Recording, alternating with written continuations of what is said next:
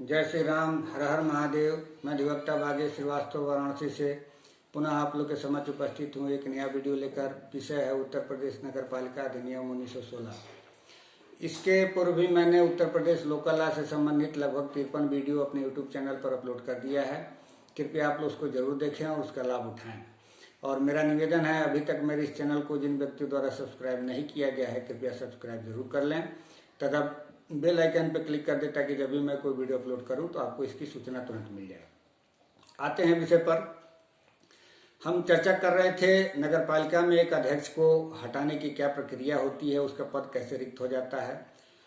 तो दो तरीके से हम लोगों ने देख लिया है। धारा 87 क के तहत कि उसके खिलाफ अविश्वास प्रस्ताव लाया जाता है और अविश्वास प्रस्ताव पारित हो जाता है तो उसका पद रिक्त हो जाता है। दूसरा हम लोगों ने देखा धारा 48 में कि राज्य सरकार द्वारा जो उसमें एलिगेशन है, एलिगेशन के आधार पर यदि उसको चाहे तो अध्यक्ष को हटाया जा सकता है और जांच के पश्चात जब घोषित किया जाएगा कि उसका पद रिक्त हो गया है तो धारा 48 में भी मान लिया जाता है कि उसका पद रिक्त हो गया है। अब इसके बाद अन्य तरीके से देखेंगे हम कि कब कब उसका पद रिक्त हो जाता है।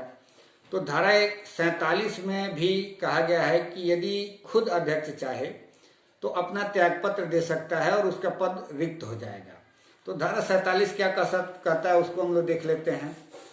तो धारा 47 ये कह रहा है कि नगरपालिका का अध्यक्ष जो पद त्याग करना चाहे अपना लिखित त्यागपत्र जिला मजिस्ट्रेट के माध्यम से राज्य सरकार को भेज देगा। यानी कि राज्य सरकार को जो भी त्यागपत्र दिया जाएगा जिला मजिस्ट्रेट के माध्यम से दिया जाएगा। उपधारा 2 कह रहा है कि नगरपालिका द्वारा यह सूचना प्राप्त होने पर कि त्यागपत्र राज्य सरकार द्वारा स्वीकृत कर लिया गया है, ऐसे अध्यक्ष के संबंध में यह समझा जाएगा कि उसने अपना पद रिक्त कर दिया है। तो धारा 47 में भी हम लोगों ने देखा कि किस प्रकार से एक अध्यक्ष अपने पद को स्वयं त्यागपत्र देकर के रिक्त कर सकता है। अब इसके बाद से एक धारा 30 है। धारा 30 में ये कह रहा है कि राज्य सरकार पूरे नगरपालिका को ही विघटित कर सकता है। तो जब नगर पालिका ही विघटित हो जाएगी तो अध्यक्ष का पद भी अपने आप रिक्त हो जाएगा। अब धारा 30 को हम लोग देख लेते हैं क्या कह रहा है। धारा 30 कह रहा है कि यदि किसी समय राज्य सरकार का यह समाधान हो जाए कि कोई नगर पालिका इस अधिनियम या तत्समय प्रवृत्त किसी अन्य विधि के द्वारा या उसके अधीन उस पर अधिरोपित कर्तव्यों के पालन में निरंतर चूक करती है या अपनी शक्तियों का एक से अधिक बार अतिलंघन या दुरुपयोग करती है तो वह नगर पालिका को कारण बताने के लिए उपयुक्त अवसर दिए जाने के पश्चात कि ऐसा आदेश क्यों न दिया जाए, आदेश द्वारा जिसके साथ तत्संबंधी कारण होंगे सरकारी गजट में प्रकाशित करके नगर पालिका को विघटित कर सकती है। यानी कि धारा 30 में भी जो कारण बताए गए हैं इस कारण से पूरे नगर पालिका को भी राज्य सरकार द्वारा विघटित किया जा सकता है और इस आधार पर भी एक अध्यक्ष का पद रिक्त हो जाता है। अब इसके अलावा एक धारा 43 घ का उपधारा 2 है।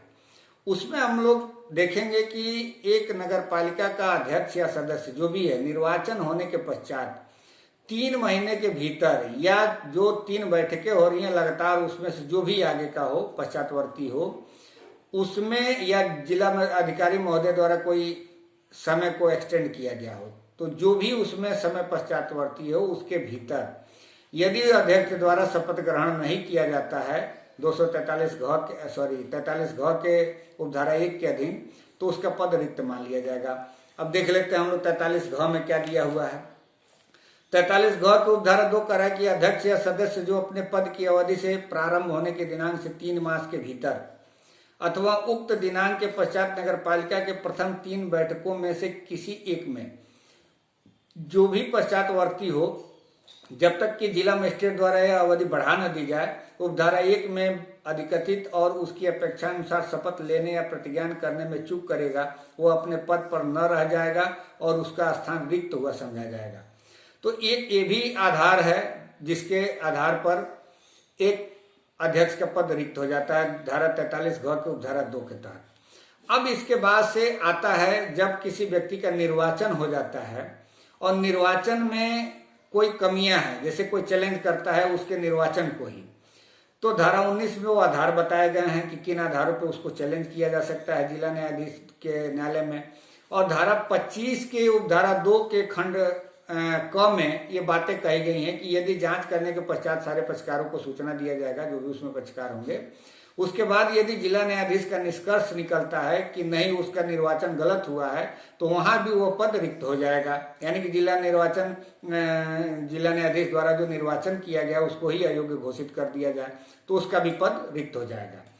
अब एक और कंडीशन आता है जो धारा 27 में ये कह रहा है कि जो धारा 19 के जो एक है, धारा 19 को धारा 1 के खंड क में जो भ्रष्ट आचरण की बात कही गई है वो भी एक आधार होता है कि किसी व्यक्ति को जो निर्वाचित है उसको भ्रष्ट आचरण के आधार पर भी उसके निर्वाचन को चैलेंज किया जा सकता है। और भ्रष्ट आचरण होता क्या है इसको धारा 28 में बाकायदे दिया गया है, पूरा उसके कार्यों को बताया गया है कि किन किन कार्यों को भ्रष्ट आचरण माना जाएगा। और धारा 27 में जिला न्यायाधीश द्वारा उसको 5 साल के लिए अनर्हित घोषित कर दिया जाएगा, यानी कि वहां भी उसका पद रिक्त हो जाएगा। तो हम लोगों ने देखा कि एक अध्यक्ष के पद को किन किन तरीकों से रिक्त किया जा सकता है और रिक्त होता है। तो हमें आशा है कि आप लोग को मेरी बात जरूर समझ में आई होगी, आप लोग डायरेक्ट जरूर पढ़ें। इसके बाद मैं पुनः अगले वीडियो में अगले विषय पर उपस्थित रहूंगा, तब तक के लिए इजाजत दीजिए, धन्यवाद।